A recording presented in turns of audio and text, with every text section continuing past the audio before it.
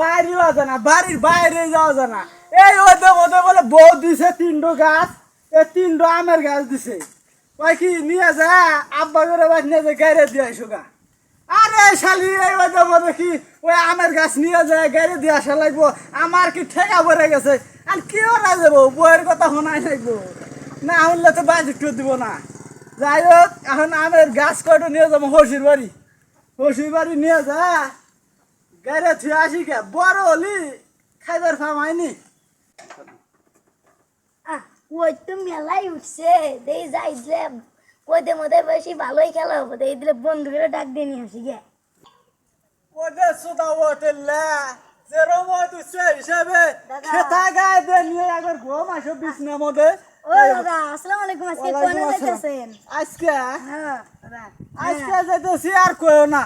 আজকে মনে হলো এই যে 3টো গাছ, তাই তোমার দাদি কয় কি ওই যে মানে আমার শ্বশুর বাড়ি নিয়ে যে গাড়ি দিয়ে আসবে কয় এলে বলে সেই বড় বড় আম হয়। বড় বড়।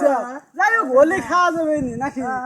তো নাতি দাদা কোন? ধরো এই যে গাছ গাড়ি যদি বড় আম হয় দাদা তোমার 2টো আম দেবানি। দাদা, যদি বাইসে থয় বাইসে থাকো বুঝো না। দাদা আমি যাই বন্ধুকে দেখবে জানবো খেলাইবার যাবো এই ওদের মধ্যে খেলাবে যাবে জ্বর আসবো না। না। হ্যাঁ। এই ওদের মধ্যে খেলা ভালো হবো। পোলা মানে তো গোয়া খালি ঘুরে খেলতে কামড়ায় যে ওইটার মধ্যে না যে খেলবে যাওয়া লাগবে। কামড়াইবো না গো।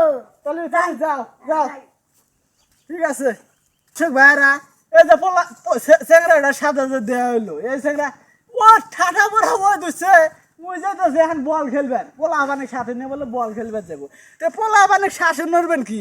বাড়ি ফাঁকা পাইলে এই শয়তানি বুদ্ধি হয়ে গেলে গোয়ার মতো ঘুরে খিমড়ি কামড়ায়।